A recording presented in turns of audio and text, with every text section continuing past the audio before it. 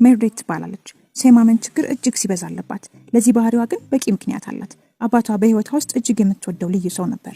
የምትወደው ምግብ ይሰራላትና ቴኳንዶም ያለማምዳት ነበር። ልክ እንደ ጓደኛ እጅግ ደስ የሚል ጊዜን አብረው ያሳልፉ ነበር። አንድ ቀን ጠዋት ታዲያ እናቷ ስታለቅስ ስላገቻት ጠጋ በማለት ችግር አለ እንደማዬ በማለት እናቷን ከለት ትጠይቃታለች። እናቷም ከለቅሷ ጋር እየታገለች አባትሽ ጥሎን ሄደ ትላታለች። አልገባኝም፣ ወተት ሊያመጣ ነው ሜርዴት ጠየቀች። አይ አይደለም፣ ትቶን ሄዷል። የጻፈውን ማስታወሻ ተመልከቺ። በስራው ምክንያት ለሳምንታት ጭንቀት ላይ ነበር።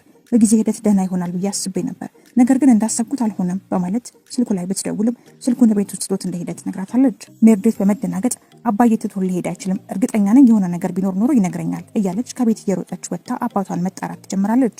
ነገር ግን የሰማችውን ማመን ተስኗት እንጂ አባቷ እንደማይመለስ አውቃ ነበር። ለሳምንታት አባቷን ለመፈለግ ያላደረጉት ነገር አልነበረም። ነገር ግን አባቷ የውሃ ሽታ ሆኖ ይቀራል። ከዚያን ጊዜ ጀምሮ ማንንም ሰው ለማመን ትቸግራለች። የእናቷ ጥሩ ወንድ ያለማወቅ መጥፎ እድል ደግሞ ይበልጥ አመኔቷን እየሸረሸረው ይመጣል። አባቷ ከሄደ በኋላ እናቷ ከሌሎች ወንዶች ጋር ግንኙነት ለመጀመር ብዙ ሞክራለች። እንዳለመታደል ሆኖ ግን ሰዎቹ እንዳሰበቻቸው አይነት ሰዎች አልነበሩም። አንድ ጊዜ ቤቷ የጋበዘችው ሰውዬ ጌጣጌጦቿን በሙሉ ሰርቆ ጠፋ። ሌላ ጊዜ ደግሞ ሌላ ሰው አስተዋወቀቻት። ነገር ግን እሱም ከሳምንት በኋላ ባንክ ቤት ለመዝረፍ ሞክሯል በሚል ታስሮ ልቧን ይሰብረዋል። በእነዚህ አይነት ብዙ ምክንያቶች የሜርዴት ህይወት የተመሰቃቀለ ነበር። ነገር ግን ትምህርት ቤቷ ውስጥ ብዙ የሚያስደስታትን ነገር ታደርግ ነበር። ገና በ16 ዓመቷ የአንድ ሚኒ ሚዲያ ክበብ ግጥም በመጻፍ በየሳምንቱ የሚወጣ ጋዜጣ ላይ ግጥሞቿን ታሳትም ነበር። ነገር ግን ይህ ብዙ ጊዜ አልቆየም። ዛንደር የሚባል አዲስ ተማሪ ክፍላቸው ውስጥ ሲቀላቀል ህይወቷ እንደገና መታወቅ ይጀምራል። መጀመሪያ ላይ ብዙ ልብ አላለችውም ነበር። ዛንደር ሁልጊዜ ፊቱ የማይፈታ ብስጩ ሰው ነበር። ብዙ ጊዜ እንደውም ከመምህራን ጋር እየተጣላ ቅጣት ይቀጣ ነበር። ይህ ባህሪውና ዝምተኝነቱ ሜርዴትን ይፈታተናት ነበር። አንድ ቀን ጂም ውስጥ ወንበር ላይ ተቀምጣ መጽሐፍ እያነበበች ሳለ በኃይል የተወረወረ ኳስ ሳታስበው መጥቶ ይጥላታል። ቀና ስትል የወረወረው ሰው ራሱ ዛንደር ነበር። በንዴት ተነስታ ልትገለኝ ነው እንዴ ስትል ትጮህበታለች። ዛንደር ቁጣዋን ከቆብ ሳይቆጥር ያለሽው ላይብረሪ አይደለም፣ እዚህ መጥተሽ መጽሐፍሽን አታንብቢ፣ እዚህ የምንመጣው ለጨዋታ ነው፣ ይልቅስ ኳሴን ስጪኝ በማለት በቁጣ ይናገራታል። መጀመሪያ ይቅርታ ጠይቅ ትለዋለች። እሱ ግን በኃይል ኳሷን ነጥቃትና ይሄዳል።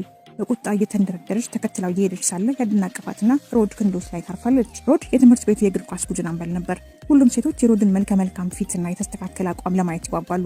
በክንዱ ላይ ሳለች አረንጓዴ አይኖቹን ስትመለከት ጊዜ ለምን ሰው ሁሉ እንደሚወደው ትገነዘባለች። ይቅርታ ሚዛኔን አጥቼ ነው፣ አረ ልቤም እየከዳኝ መሰለኝ ትላለች። ደህና ነሽ? ሮድ ይጠይቃታል። ደህና ነኝ በማለት እየተርበተበተች ትመልሳለች። ሮድ ፈጠን በማለት ብዙ ጊዜ ለማውራት እድሉን አግኝተን አናውቅም፣ ለምን እራት እየበላን አናወራም ይላታል። አይ እራት አልበላም። ከድንጋጤው አልወጣችም ነበር። እሺ ቡና፣ እሱንም እንደማትፈልግ በመናገር ክላስ ይረፍድብኛል እያለች በሩጫ ክፍሉን ለቃ ትወጣለች። ብዙ ሴቶች ከሱ ጋር ለመሆን ሲጣሉ እንዳየች ትዝ ይላታል። ነገር ግን ሁሉም ወንዶች አንድ አይነት እንደሆኑ በማሰብ ሮድን ችላ ለማለት ትወስናለች። ሮድ ግን እሷን ከማስደነቅ ወደ ኋላ አላለም። በየቀኑ አበባ ይልክላትና ደብዳቤዎችና ቸኮሌቶች ልኮራ ውስጥ ያስቀምጥላት ነበር። አንድ ቀን ይባስ ብሎ ቤቷ ድረስ በሊሞዚን ይመጣል። የሚያየችው እናቷ ወደ ክፍሏ በመግባት እንዴት የሚያምር ልጅ ነው ትላታለች። ሜርዴት ግን ነገሩን ችላ በማለት ምንም ይሁን ምን አልፈልግም፣ ሰው ማመን አቁሜያለሁ ትላታለች። እናቷም ሁሉንም ወንድ ይጎዳል ማለት እንዳልሆነና መጥፎ ነገር ስላጋጠማት ብቻ የወደፊት ህይወቷን ማቆም አለባት ማለት እንዳልሆነ ካሳመነቻት በኋላ ሳትወድ በግዷ ከሱ ጋር ለመውጣት ትወስናለች። ነገር ግን እንዳሰበችው መጥፎ ምሽት አልነበረም። ቆንጆ ቦታ ወሰዳት፣ ፒዛ በሉ። ሜርዴት በመልኩና በጨዋታው እጅግ የተዋጣለት እንደሆነ ታስተውላለች። ታዲያ በመሃል ለምን ከሌሎች ሴቶች አስበልጦ እሷን እንደመረጣ ትጠይቀዋለች። እሱም እጅግ ብልህ ስለሆነችና እንደሷ አይነት ያለ ብልህ ሰው አጋጥሞት እንደማያውቅ ይነግራታል። ቆንጆ አይደለሽም እያልከኝ ነው? ብልጣብልጥ ጥያቄ ነበር። ቆንጆም አስተዋይም ነሽ እያልኩሽ ነው ሮድ ይመልሳል። ሜርዴት በመሃል ዛንደር ትዝ ይላትና ያ ባለጌ ግን ካንተ ፍጹም ተቃራኒ ነው፣ እጅግ የሚያስጠላ ባህሪ ነው ያለው፣ ታውቀዋለህ እንዴ? የእግር ኳስ ቡድን አባል ነው ትለዋለች። ሮድም መልሶ አዎ ንዴቱን የመቆጣጠር ችግር አለበት፣ ብዙም ባትቀርቢው ይሻላል፣ ይልቅ ቀናችንን ስለሱ በማውራት አናበላሽ ይላትና እጇን ይዛታል። ሜርዴት እጅግ ደስ ይላታል። ወደ ቤቷ ከመመለሷ በፊት ከሮድ ጋር በመሆን ብዙ ጊዜ ይቆያሉ። ከዚያን ቀን ጀምሮ ብዙ ጊዜ አብረው ማሳለፍ ያበዛሉ። አብረው ምሳ መብላት፣ አብረው መዝናናት ይጀምራሉ። ሜርዴት በድጋሚ ደስተኛ ነበረች። አንድ ቀን ክፍል ውስጥ እየገባች ሳለ ዛንደር አንድ ልጅ እያስፈራራ ታያዋለች። እየሮጠች በመሄድ ዛንደርን በኃይል ትገፈትሯለች። ምንድነው ችግርሽ? ለምን በማያገባሽ ትገቢያለሽ? በማለት ይናገራታል። ሜርዴትን በንዴት አንተ ሰዎችን በስነ ስርዓት ማናገር ስትጀምር ያልከኝን አደርጋለሁ በማለት ትመልሳለች።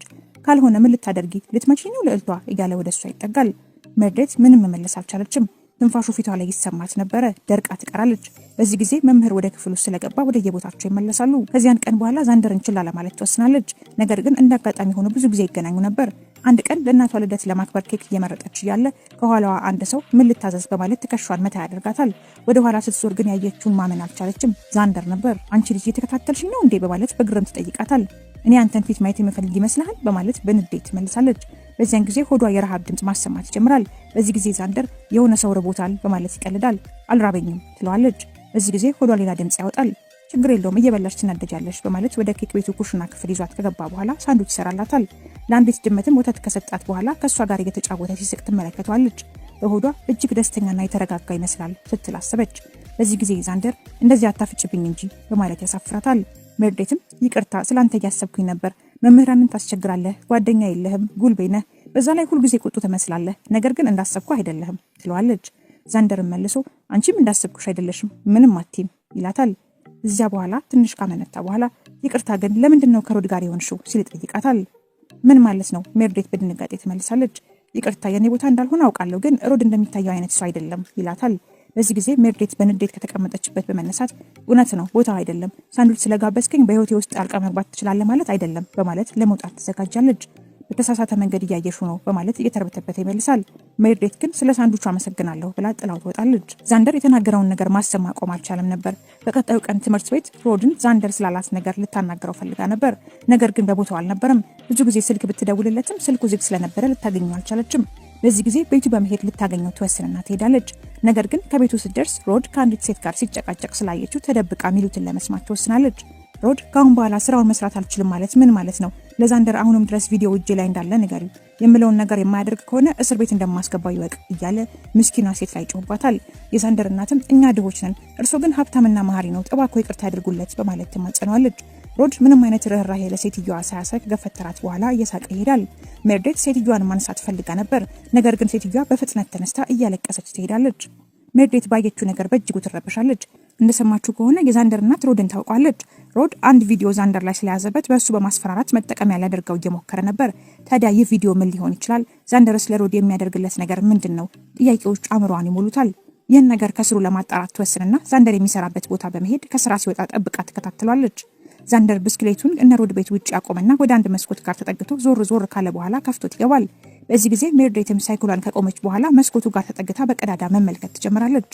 ዛንደር ሮድን ካገኘው በኋላ የሆነ ወረቀት ፊቱ ላይ እየወረወረበት የፈለግከው የፈተና ወረቀቶች ይኸውልህ፣ ካሁን በኋላ ግን እናቴን ጫፏን ብትነካት እገልሃለሁ በማለት ይጮህበታል። ሮድም እየሳቀ አትናደድ እንጂ ገና ስራችንን አልጨረስንም እኮ፣ ለኮሌጅ አፕሊኬሽን የሚሆን ደብዳቤ መጻፍ ገና ይቀርሃል፣ ካልሆነ ግን ምን እንደማድረግ ታውቃለህ በማለት ያሾፉበታል። እኔ የምችለውን ሁሉ አድርጌያለሁ ሮድ፣ እኔን ማሰቃየትን ብቻ አቁም ይለዋል። በእስር ቤት ውስጥ ከምታሳልፈው ነገር ይህ ምንም ማለት አይደለም። እኔ የሚያስፈልገኝ አንድ ስልክ በመደወል ከአባቴን ቤት እንደሰረክ ለፖሊስ መናገር ብቻ ነው በማለት ምራቁን ይተፋበታል። በዚህ ጊዜ ዛንደርና ሮድ መደባደብ ይጀምራሉ። በዚህ ጊዜ ሜርዴት የተደገፈችበት መስኮት በድንገት ይሰበርና ትወድቃለች። እንዳጋጣሚ ሆኖ ሩቅ ስላልነበር ምንም ሳትጎዳ ትነሳለች። ሮድና ዛንደር በድንጋጤ ፈዘው ያዩት ጀመር። ኦ አምላኬ ሜርዴት ደህና ነሽ በማለት ዛንደር ወደሷ ይጠጋል። ደህና ነኝ ስትል ትመልሳለች። ከሷ ራቅ፣ እሷ የኔ ፍቅረኛ ናት በማለት ሮድ ዛንደር ላይ ጮህበታል። ዛንደርን መልሶ ካልሆነ ምን ልታደርግ ነው? አሁንም ትተፋብኛለህ በማለት ይጠይቀዋል። ሮድ በዚያን ጊዜ ዛንደርን ለመምታት በሚዘጋጅበት ሰዓት ሜርዴት ጣልቃ በመግባት እንዳትነካው በማለት ሮድ ላይ ታፈጥበታለች። ለምንድነው ለዚህ የማይረባ የምትከራከሪለት? ትወጂዋለሽ አይደል? ለኔ እንደማትመጥኝ እያወቅ ጓደኛ ያደረኩሽ፣ አሁን ግን በኔ ላይ እሱን እየመረጥሽ ነው አይደል በማለት በንቀት ይጠይቃታል። ሜርዴትን መልሳ እኔ ማንንም እየመረጥኩ አይደለም፣ ነገር ግን ካሁን በኋላ ከእንዳንተ አይነት ሰው ጋር እንደማልሆን አውቃለሁ በማለት ትመልሳለች። ሮድ እሷንም ለመምታት ይጋበዛል። በዚህ ጊዜ የሮድ አባት ወደ ክፍሉ በመግባት ምን እየተፈጠረ እንዳለ ይጠይቃቸዋል። ዛንደርም እዚህ ምን ታደርጋለህ በማለት ይጠይቀዋል። ሮድ ፈጠን በማለት አባቱ ጋር ከሄደ በኋላ አባዬ ዛንደር እንደምታስበው አይነት ሰው አይደለም፣ ሰዓትን የሰረቀ እሱ ነው፣ ማስረጃ አለኝ ከፈለክ ይሏል።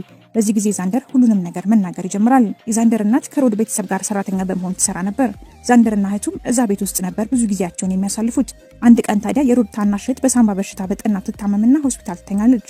በዚህ ጊዜ ምንም ማሳከቢያ ገንዘብ ስላልነበራቸው ዛንደር እነ ሮድ ቤት በመግባት ከአባቱ ቁም ሳጥን ውስጥ ሰዓት ይሰርቅና ይሸጠዋል። ገንዘቡንም እህቱን ያሳክሙበታል። ዛንደር ይህን ታሪክ ከተናገረ በኋላ ያለቅሳል። ሰዓቱን ስራ ሰርቶ ለመመለስ እየሞከረ እንደነበርና ሰዓቱን ሲሰርቅ ግን ሮድ እንዳየው በሱ ቪዲዮም እያስፈራራ ለኮሌጅ የሚያበቃውን ስራ በሙሉ እያሰራው እንደነበር ይናገራል። የሮድ አባት ታሪኩን ከሰማ በኋላ ልቡ ይሰበራል። ዛንደርንም ይቅርታ እንዳደረገለትና በሌብነት እንደማይከሰው ይነግራል። በዚህ ጊዜ ሮድ በጣም በመናደድ ያገኘውን ዕቃ ሁሉ መስበር ይጀምራል። አባቱ ወዲያው ጥበቃ በማስመጣት ሮድን እንዲወስዱት ያደርጋል። በኋላ ዛንደር ሜርዴትን እየሸኛት እያለ ከድሮ ጀምሮ ይወዳት እንደነበር ይነግራታል። ሜርዴት ግን ምንም እንኳን ያደረገው ነገር ሊያይቶ ሲል ቢሆንም ለሮድ አባት መናገር እንደነበረበት በዚህም ከማታምነው ሰው ጋር መሆን እንደማትችል በመንገር ትታው ትሄዳለች። ከዚያን ጊዜ አንስቶ ስለ ሮድ ምንም ነገር አልሰማችም ነበር። ዛንደር ግን በየቀኑ ይደውልላትና መልእክት ይልክላት ነበር። እሷ ግን ልታናግረው እንኳን አልፈለገችም። ትምህርት ቤት ሳይቀር ብዙ ቀን ቀረች። በዙሪያ ያሉ ሰዎች ሁሉ የማይታመኑት ለምን እንደሆነ ራሷን እየጠየቀች ብዙ ትጨነቃለች።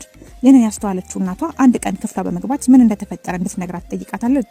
ሜርዴት ትንሽ ከመነታች በኋላ የተፈጠረውን ነገር በሙሉ እያለቀሰች ትነግራታለች። እናቷም ታሪኩን ስትሰማ ከቆየች በኋላ አባቷን እጅግ በጣም ትወደው እንደነበር፣ ብቻውን ሲያስብ የቆየው ነገርም በኋላ ሁሉንም እንደጎዳቸው፣ ነገር ግን ይህ ማለት ሁሉም ሰው ይጎዳታል ማለት እንዳልሆነ ልታስረዳት ትሞክራለች። ሜርዴት በድንገት ቢሆንስ ዛንደር ሳይቀር ሐቀኝነት የጎደለው ሰው ነው ትላለች። እናቷን መልሳ ያደረገው ነገር በእርግጥ ትክክል አይደለም፣ ነገር ግን ይህን ያደረገው ለራሱ ብሎ ሳይሆን ለቤተሰቡ ብሎ ነው። ታዲያ ይህ ተግባሩ ስለማንነቱ ምንም አይነግርሽም ስትል ትጠይቃታለች። አሁን ቶሎ ብለሽ አገኙ በማለት ታበረታታታለች። ሜርዴት እናቷን ካቀፈቻት በኋላ በፍጥነት ዛንደር ወደሚሰራበት ቤት ትሄዳለች። ነገር ግን ዛንደር በስራ ቦታው አልነበረም። ባለቤቱ ከዚህ በፊት አይቷት ስለነበረ የዛንደርን አድራሻ ይሰጣታል። እሷም በፍጥነት ትደርሳለች። ልክ እንደደረሰች በሩን አንኳኳች። ትንሽ ቆይታ የዛንደር ትንሽ እህት በሩን ትከፍተዋለች። ሜርዴት ዛንደር ቤት የለም ስትል ጠይቃታለች። እህቱም የለም ግን ትንሽ መጠበቅ ትችላለሽ ካለቻት በኋላ ወደ ውስጥ እንድትገባ ትጋብዛታለች። በመቀጠልም ሜርዴት ነሽ አይደል ትላታለች። ሜርዴት ከዚህ በፊት አይታት እንደሆነ ለማስታወስ እየሞከረች እንዴት አወቅሽ ትላታለች።